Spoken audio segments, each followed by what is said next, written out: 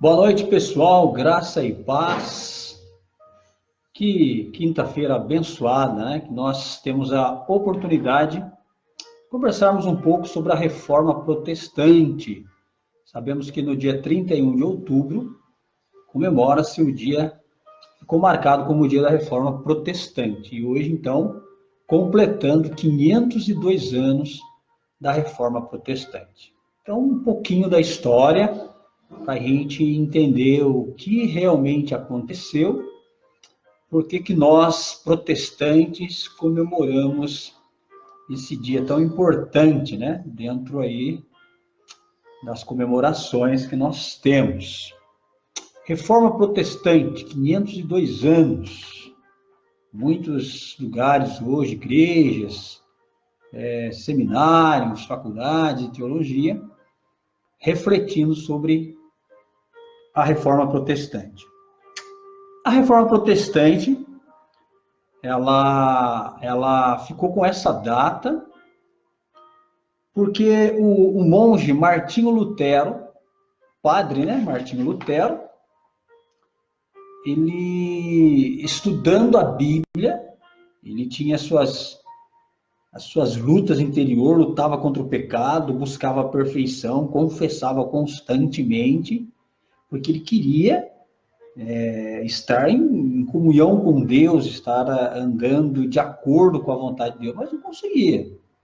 Ele cometia algum pensamento, já procurava o seu confessor para ele confessar aquele pecado. Então, às vezes, ele confessava mais de uma vez por dia, assim, para eliminar o pecado. E ele, no quarto deles, eram lutas constantes, porque ele queria vencer o pecado. Ele queria ter uma vida reta diante de Deus, sem pecar, mas ele não conseguia. Era uma luta constante que ele tinha. E, num determinado momento, folheando a Bíblia Sagrada, ele encontrou no livro de Romanos, capítulo 1, versículo 17, o texto que diz: o justo viverá pela fé. E aquilo incomodou ele. Né? Um versículo vindo da Sagrada Escritura que dizia que o justo vive pela fé.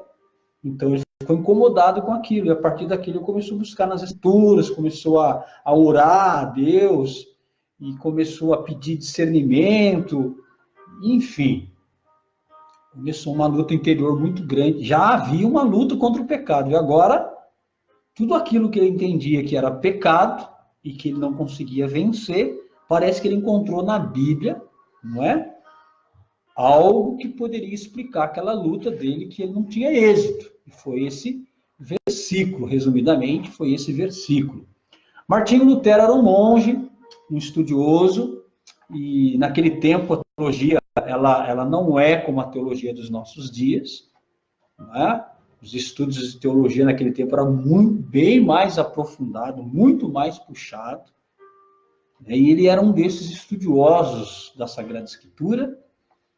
E então ele é conhecedor profundamente da igreja cristã daquele tempo.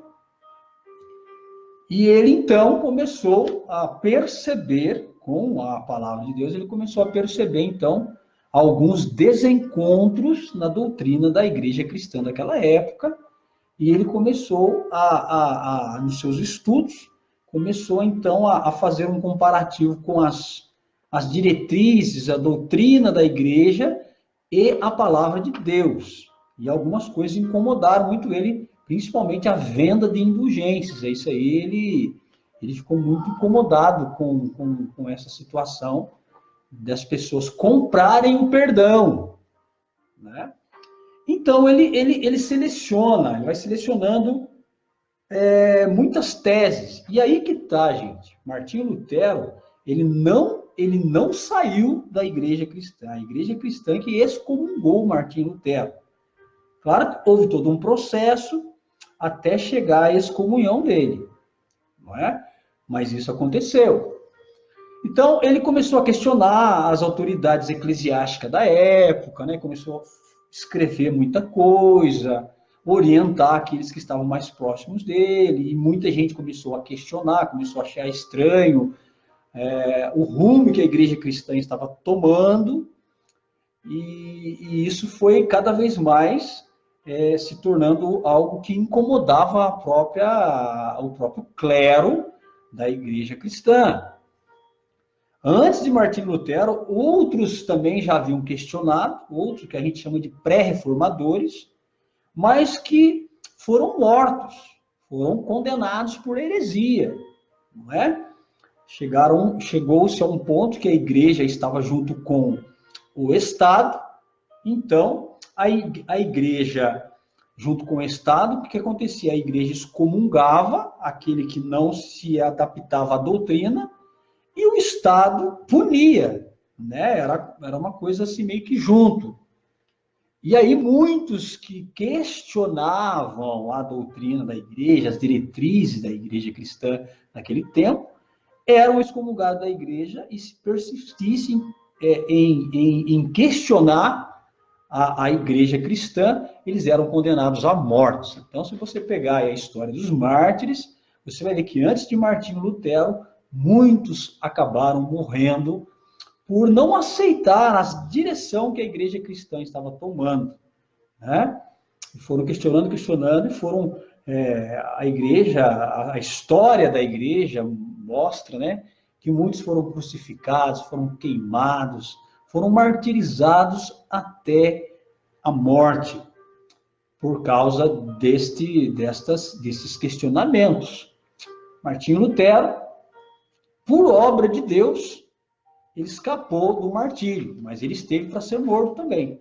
E aí é um contexto político que envolvia todo o cenário da época, de príncipes e reis que também não concordavam com a direção que a igreja estava tomando, então acabaram que meio que protegendo Martinho Lutero do martírio, mas ele foi perseguido, seus livros foram queimados, mas a chama dentro dele era tão grande, ele era uma pessoa tão devota, uma pessoa tão dedicada à igreja, porque nós estamos falando de um Martinho Lutero que era um monge da igreja cristã. Ele não tinha fundado igreja, não estava fora da igreja. Ele começou a questionar mesmo dentro, porque ele tinha a palavra de Deus, e ele começou então a questionar por que algumas doutrinas da igreja não estavam em acordo com a palavra de Deus. E aí houve uma série de questionamentos, mas ele ainda como monge, que celebrava a missa e tudo mais. É importante a gente entender isso. Então, ele elaborou, como ele era um estudioso, ele elaborou 95 teses que questionavam o ensinamento da igreja cristã naquela época, principalmente sobre a penitência e a venda de indulgências, como eu citei aí. Então, essa publicação que ele fez não era para causar uma revolução. Ele colocou essas 95 teses para ser discutida, para ser avaliada, porque era assim que se formava a doutrina. Eram teses, e aí cada um tinha que provar a sua tese. Eram debates, realmente debates, às vezes debates acalorados, né? Cada um defendendo a sua tese. Porém, a intenção de Martinho Lutero se transformou numa grande revolução, porque essas teses que eram para ser discutidas em algum momento, em algum lugar, em alguma universidade, acabou que caiu na mão do povo. E aí aquilo que era para ser só um debate de teses, acabou se tornando um grande questionamento de muitas pessoas que também não aceitavam as diretrizes que a igreja cristã estava tomando. Os líderes da igreja naquela época estavam tomando. Então, muitas pessoas começaram a pensar como Lutero e também a questionar as autoridades da igreja daquele tempo. O que eu penso que todo cristão, todo filho de Deus, toda pessoa que é convertida deve questionar. Se não entendeu, você tem que questionar. Não é? A gente não pode engolir as coisas simplesmente porque alguém da autoridade de alguma denominação ou da igreja realmente falou e a gente tem que aceitar. A gente precisa perguntar, questionar, entender a nossa fé. É isso, nós precisamos entender a nossa fé. Não existe que a gente tem que aceitar tudo que fala se não tiver de acordo com a palavra de Deus, você concorda? Se não tiver de acordo com a palavra de Deus, você tem que perguntar, tem que questionar para você entender, porque eu creio que a pior coisa que existe é a pessoa ter uma fé e não sabe no que ela crê. Se a pessoa não sabe no que ela crê, ou aceita tudo como se tudo fosse verdade, sem estar em consonância com a palavra de Deus, isso é muito perigoso, né? É uma coisa que tem acontecido muito nos nossos dias. As pessoas aceitam tudo que é falado para elas, as pessoas não procuram conhecer a palavra de Deus, a vontade de Deus, acabam aceitando tudo que é falado e aí vira uma religiosidade que às vezes não tem fundamento. Então, questionar e perguntar não é errado, gente. Eu não estou falando que a gente tem que brigar, que a gente tem que, sabe, quebrar tudo, não é nada disso. Mas nós devemos questionar a nossa fé. Se a gente não sabe, a gente tem que aprender, tem que buscar um conhecimento. Martinho Lutero, como era um homem esclarecido, ele viu que essas 95 teses que ele colocou para serem discutidas, poderiam ser discutidas com os estudiosos da época, a própria hierarquia da igreja cristã, mas, como eu disse, acabou que essas teses caíram na mão do povo, e o povo, muitas pessoas também, oprimidas, porque eu vou ler aqui, enquanto o povo sofria de fome, de doença, não tinha acesso a nada, era uma miséria, a igreja e o Estado, as pessoas que eram da hierarquia da igreja cristã, eles não passavam necessidade, eles tinham do bom e do melhor, havia muito luxo, haviam as concubinas, havia as esposas dos sacerdotes da época, era tudo, era um outro mundo, não era aquilo que o povão estava vivendo, entendeu? Era um outro mundo, e eles já viviam na miséria, já viviam na pobreza, não tinham acesso a nada, e ainda eram cobrados deles muitos impostos, e nós chamamos aí das indulgências, que alegavam que a pessoa, quando pagava suas indulgências, acabava que eram perdoados seus pecados, que elas iriam para o céu, e a falta de entendimento fazia que a maioria, porque não eram todos, a maioria acabava acreditando nisso e mantia esse conforto daqueles que faziam parte da igreja daquela época, das autoridades políticas, e isso foi causando uma revolta, e foi isso que Martinho Lutero queria debater com eles para achar um discernimento e retirar o que estava errado, e ele continuaria na igreja, não há dúvida disso, porque ele não tinha intenção nenhuma de fundar nenhuma igreja. A história diz isso. Né? A intenção dele era falar, peraí, isso aqui não está de acordo com a Bíblia, a gente tem que discutir, entrar numa tese, ver por que está errado e retirar. A ideia dele era fazer a igreja voltar a ser uma igreja bíblica, uma igreja que vivesse da palavra, que não tivesse esses sanguessugas que sugavam o povo, mentindo para o povo e não deixando o povo ter conhecimento, né? A própria língua oficial da igreja não era a língua dos países, né? Era o latim. E o latim, quem que tinha acesso ao latim? Só a hierarquia da igreja.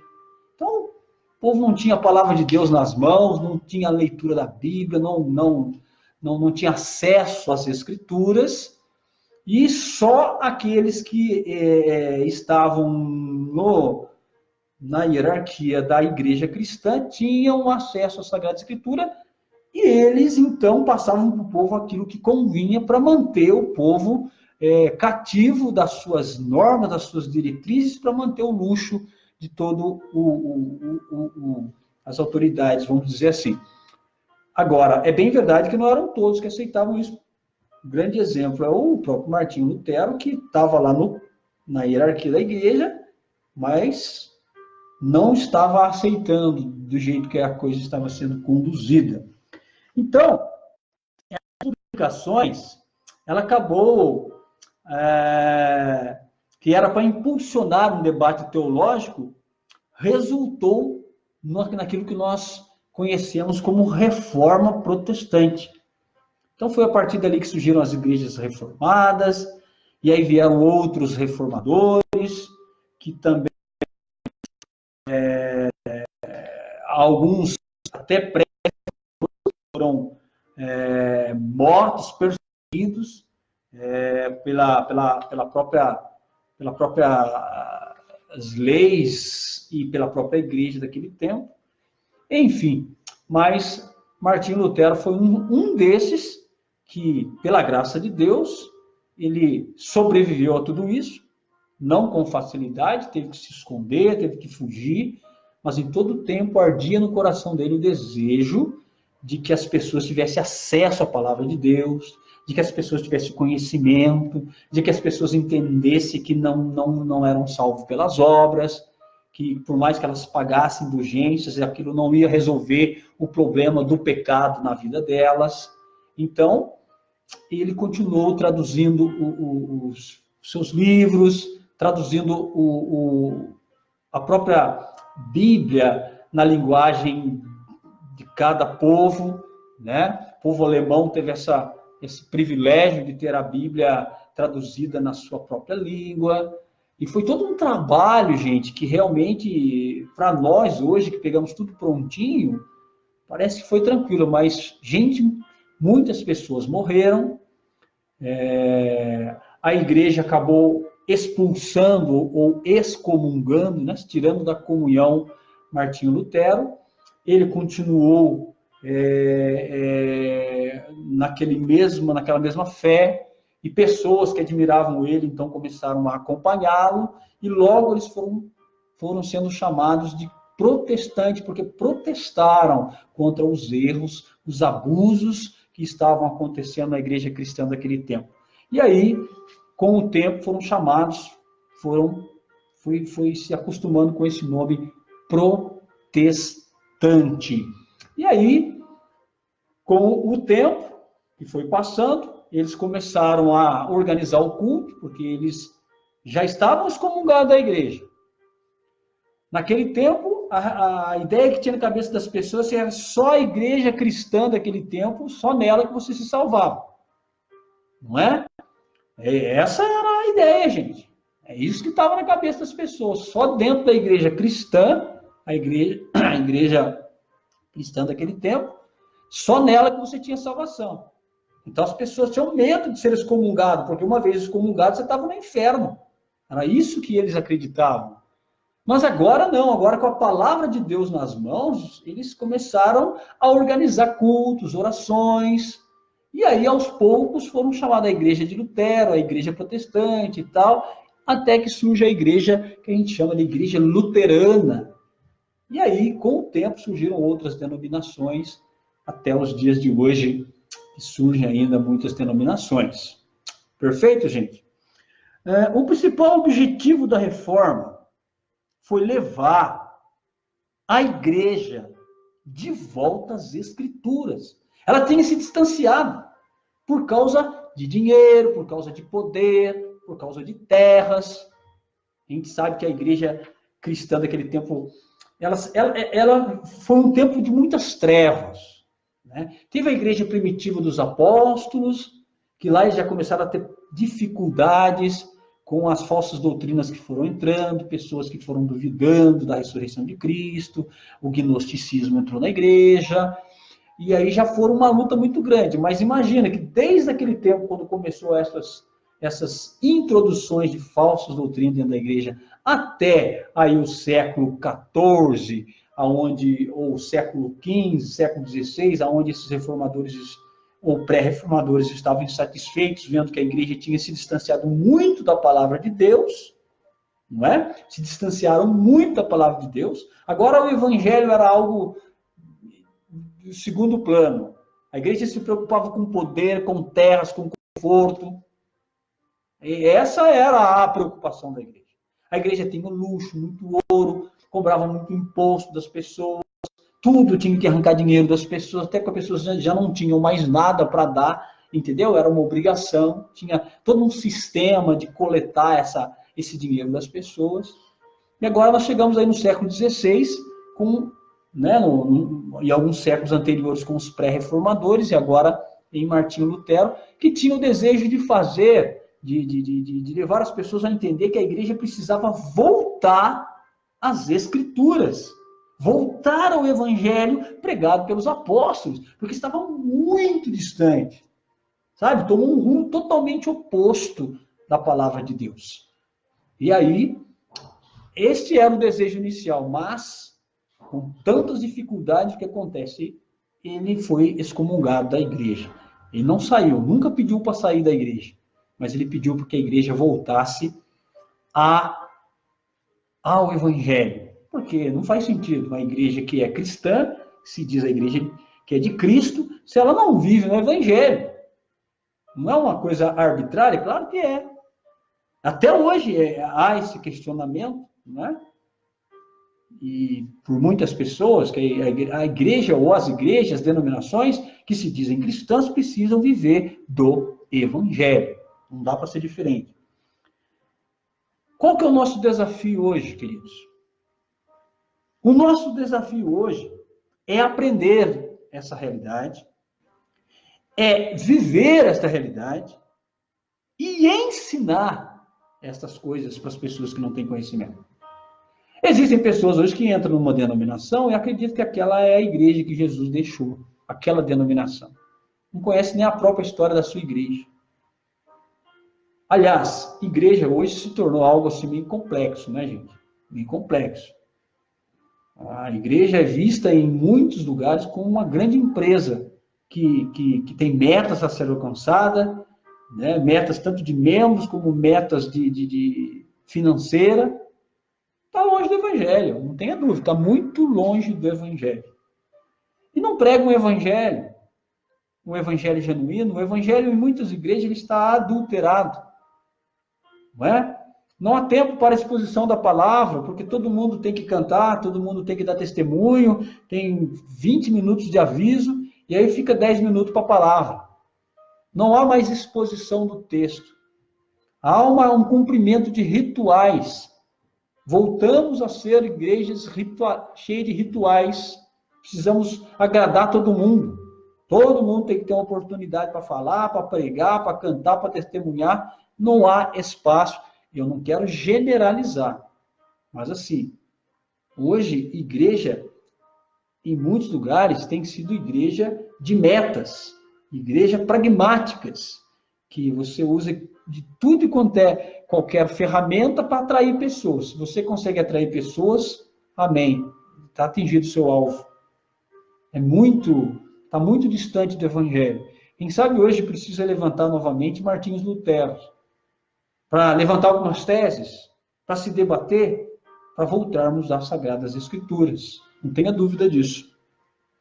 Então nós precisamos, o nosso desafio de protestante, como protestantes hoje, é aprender, é viver e ensinar esses princípios espirituais da reforma.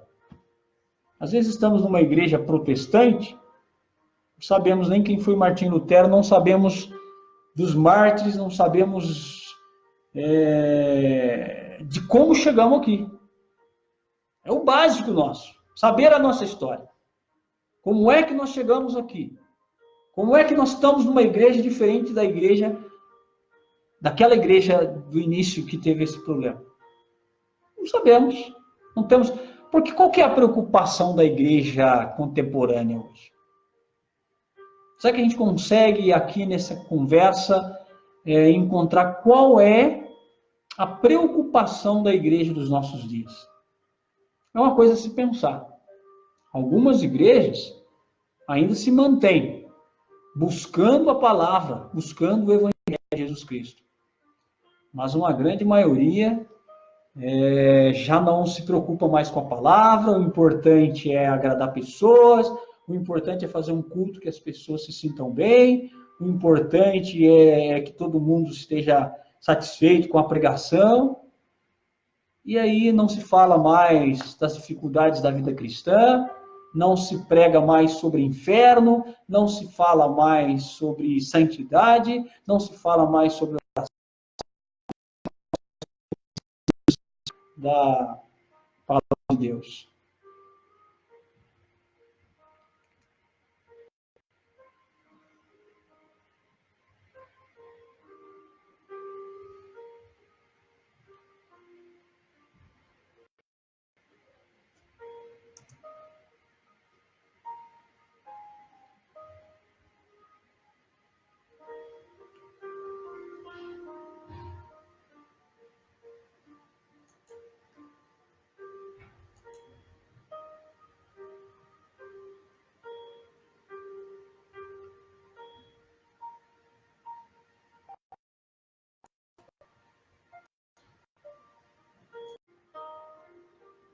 Então, o que acontece?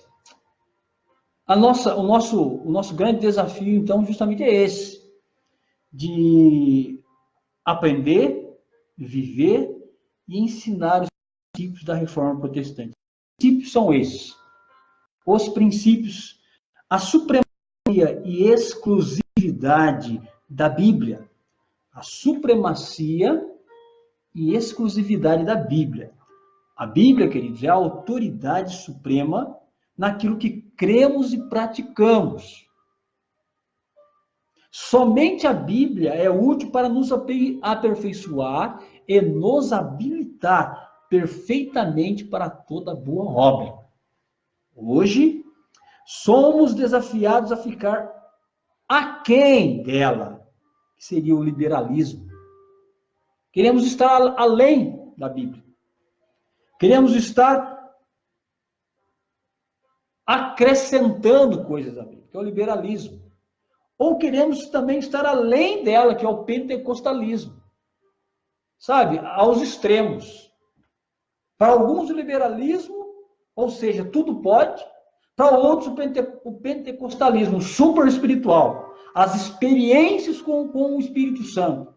Que aí, eu não vou nem falar aqui, porque o YouTube está cheio está repleto de vídeos que mostram os extremos. Coisas que o Espírito Santo realmente não faz. Sabe? São esterismos, são pula-pula, rola-rola, são gente cuspindo água na boca de outras pessoas. Sabe? Então, tá além daquilo que a Bíblia nos ensina. Então, queridos, a Bíblia ela é suficiente para nos educar na justiça. Ela é suficiente para nos instruir acerca da salvação. Não precisa acrescentar nada. Não preciso também fazer de tudo para que as pessoas entendam. Prega o Evangelho. Quem convence não é a gente, é o Espírito Santo. Então, não quero fazer mágica para as pessoas aceitar, não quero pregar o medo. Olha, se você não aceitar Cristo, a maldição vai vir na sua vida. Você precisa estar na igreja, senão o diabo vai te pegar. Aí a pessoa vai para a igreja, mas não vai para se converter, vai por medo. Então não, pregue a palavra, a simples palavra de Deus. Pregue a palavra. É o Espírito Santo que vai trabalhar a vida das pessoas. Queridos, rejeitemos com veemência qualquer ensino de homens que estiver contrário à Escritura. Gente, como tem pessoas acreditando em tudo que se fala porque não faz uso da palavra de Deus. Porque não lê, porque não tem conhecimento, porque não tem tempo. O tempo que ela tem é destinado a outras coisas. Ela não tem tempo para ler a Bíblia, não tem tempo para fazer um estudo da palavra de Deus. A única coisa que ela tem da palavra de Deus é lá quando ela vai na igreja.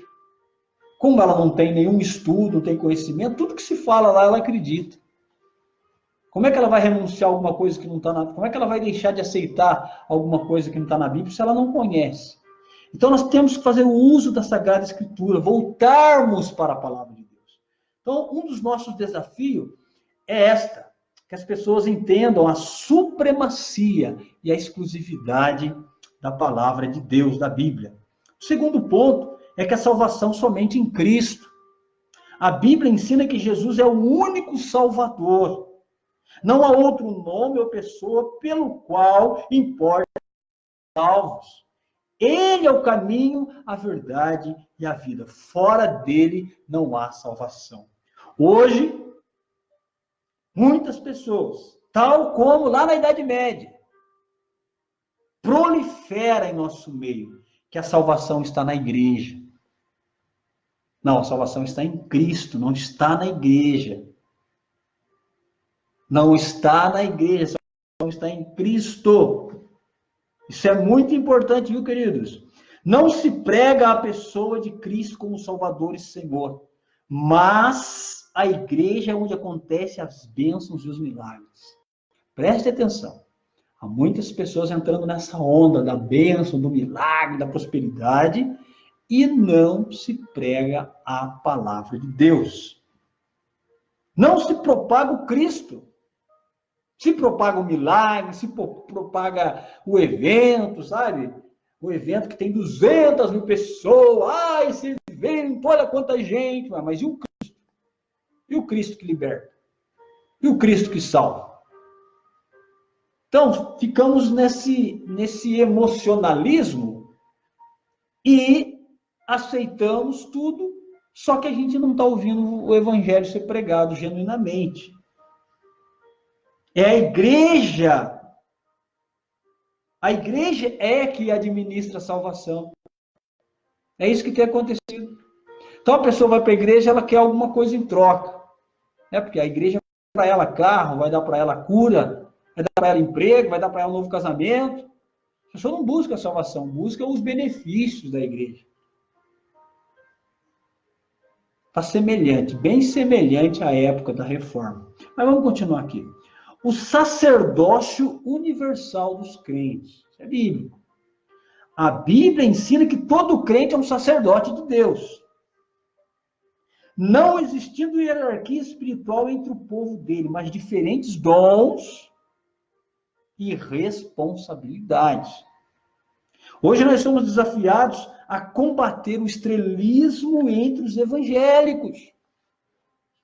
Sabe aquele líder religioso que diz assim: vá naquela reunião, o homem de Deus estará ali, o homem de Deus vai te curar, o homem de Deus vai fazer você ser liberto.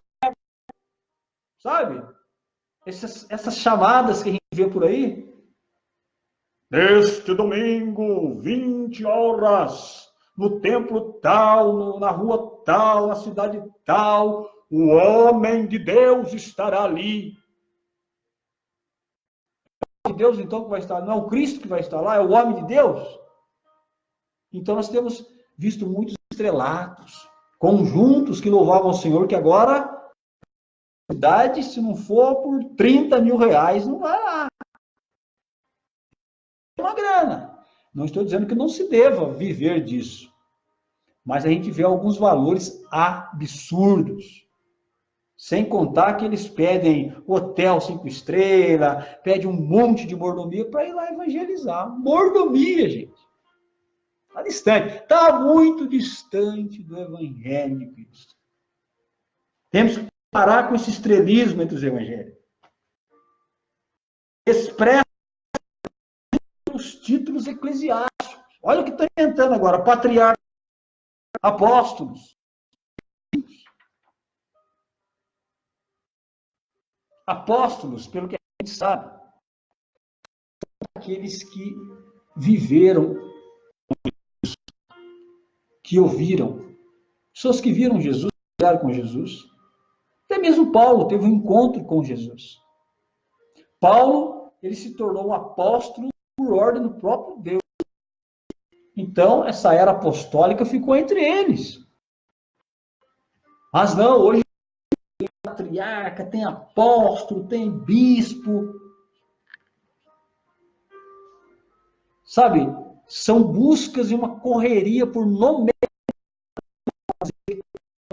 que tem poder, mas que na verdade a gente está vendo aí que são muitos às custas do povo. E não foi por isso que essa não foi uma das causas, entre tantas outras, que Martinho Lutero queimou a igreja cristã naquele tempo. E o povo padecia na miséria, religiosos, junto com viviam na mordomia e na riqueza. Meu amigo.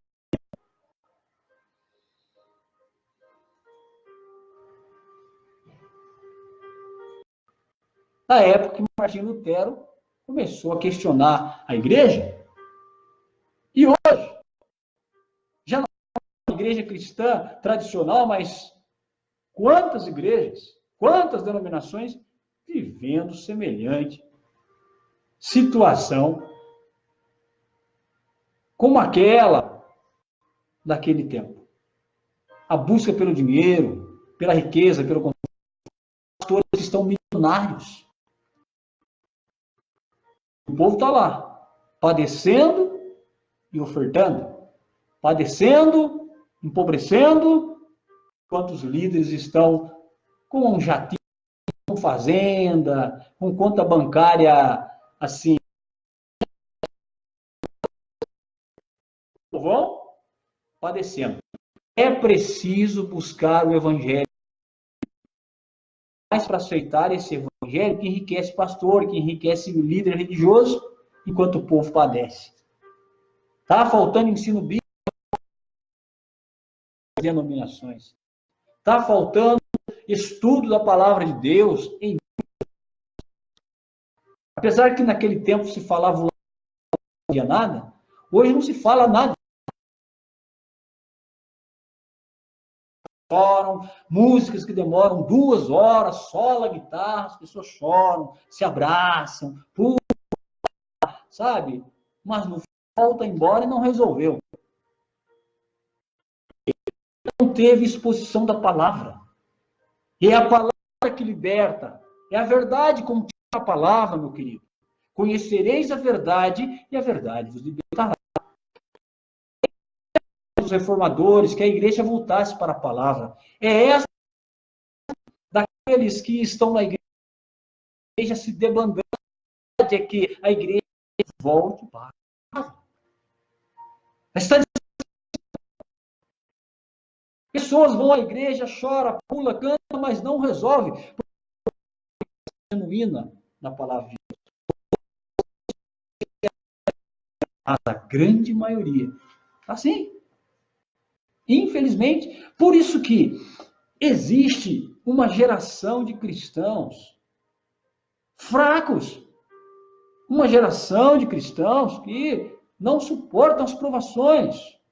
Não consegue vencer o pecado. O pecado domina os cristãos, por quê? Não conhecem. É só uma pinturinha de cristianismo. Então se usa o pragmatismo. Então como é que você vai atrair pessoas para a igreja? Bom, no tempo da igreja primitiva, antes da reforma, lá no início, nos primeiros anos da igreja, como é que se atraía as pessoas para a igreja? Com a pregação da palavra. A primeira de Pedro, quantas pessoas se converteram? 3.000 pessoas. Precisou pintar a igreja de preto? Nem igreja havia, irmãos. As pessoas estavam na praça e Pedro pregou. Não havia templo, não havia cadeira, não havia ar-condicionado, não havia instrumentos musicais, não havia nada, era no gogó. Mas tinha o poder de Deus. Hoje tem toda uma parafernália de instrumento, de microfone, mesa de som, e luz, e globo virando, e pisca-pisca, e tudo mais, tem de tudo, mas não tem a palavra de Deus genuína. Então, não adianta. A igreja pragmática, ela usa todas as ferramentas que ela puder e quiser usar para atrair pessoas, só para encher templo. Mas a pessoa não conhece Jesus Cristo. Qual que é o nosso desafio? O nosso desafio é falar para as pessoas que a supremacia e exclusividade da Bíblia é da Bíblia. Que a salvação, ela é somente em Cristo. E que nós somos sacerdotes em Cristo Jesus. Que o nosso bom Deus nos ajude. Nós podemos aprender, e aí para encerrar, nós podemos aprender, então, com a reforma protestante, alguns pontos que nós precisamos observar para ver se a gente já não fugiu disso. E, de repente, temos que voltar novamente. Que são as 5 solas. O retorno à palavra de Deus, sola a Escritura, só a Escritura. A Bíblia não é apenas um livro religioso, queridos, mas a fonte da revelação de Deus ao homem, além de única regra de fé e prática. Retorno à graça, sola gratia. Só a graça. A salvação é gerada pela graça de Deus, não por obras ou méritos humanos. Você não tem que fazer a campanha de 7 dias de oração para vencer o demônio. Você tem que fazer para adorar a Deus. Você não tem que pagar uma taxa, sei lá de quantos reais, para obter a bênção, o óleo santo. Você não tem. Você não tem que caminhar de joelho daqui até um santuário que você for, na caminhada aí, fazendo um sacrifício, uma peregrinação, com uma cruz nas costas, subir escada de joelho, para Deus te abençoar, para Deus te curar. Você não tem que fazer isso. Você é salvo pela graça. Só pela graça de Deus. De graça sois salvos. E isso não é mérito de ninguém. É dom de Deus. Deus deu a salvação. Eu sei que é difícil entender. Eu sei que a gente quer dar uma ajudinha para Deus, a gente quer fazer um sacrifíciozinho, a gente quer agradar a Deus aí fazendo um sacrifíciozinho. Retorno à fé. A salvação é gerada pela graça. Retorno à purificação de pecado pela fé. Independente das obras da lei. Independente de dinheiro. Salvos pela graça, somente pela graça. O único mediador entre Deus e o homem. O único caminho que leva a Deus se chama Jesus Cristo. Somos salvos pela graça mediante a fé e somente em Jesus Cristo. Solos Cristos. Não existe, olha, não adianta pagar a promessa para ser salvo. Não adianta pedir para outras pessoas que não seja Cristo. Não adianta. Bíblia, eu sei, existe um monte de crença, a gente entende, respeita, mas a gente precisa falar o que a Bíblia diz. E o que a Bíblia diz é que é somente Cristo. Cristo é o único intercessor. Ele está entre nós e Deus. Ele é aquele que advoga. Não existe nenhum outro advogado, advogada. O advogado é Cristo, segundo as Escrituras. E aí, ele está dizendo que é esse, que é aquele, que é aquela. Tudo bem. Mas eu estou falando das Escrituras. Fora das Escrituras, aí se criam muitas coisas. Mas a gente está falando da Escritura. E retorno a Deus. Toda honra e glória pertence somente a Deus. Foi Deus que elaborou o plano da salvação humana. A pessoa e as adota como filhas ou filhos através de Jesus.